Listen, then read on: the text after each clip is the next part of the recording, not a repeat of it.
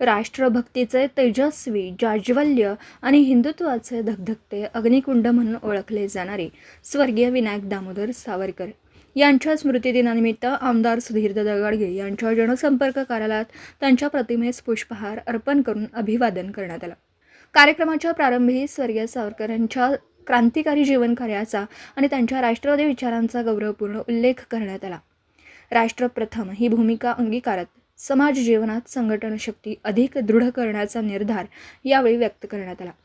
स्वर्गीय सावरकरांचा विचार आजच्या पिढीसाठी प्रेरणादायी असून राष्ट्रहितासाठी निष्ठा, शिस्त आणि समर्पण आवश्यक असल्याचं मत उपस्थित मान्यवरांनी मांडलं। उत्साहपूर्ण आणि शिस्तबद्ध वातावरणात पार पडलेल्या या कार्यक्रमाने सावरकरांच्या विचारांचा जागर घडवून आणत संघटन अधिक बळकट करण्याचा संदेश दिला। यावेळी राज्य परिषद सदस्य श्री प्रकाश बिरजे, ज्येष्ठ नेते श्रीकांत शिंदे, माजी नगरसेवक विनायक सिंहासने, राजू आवटी, अमोल कणसे, बाळकृष्ण बक्षी, गौस पठाण, श्रीधर जाधव, आबा जाधव आदी पदाधिकारी व कार्यकर्ते मोठ्या संख्येने उपस्थित होते।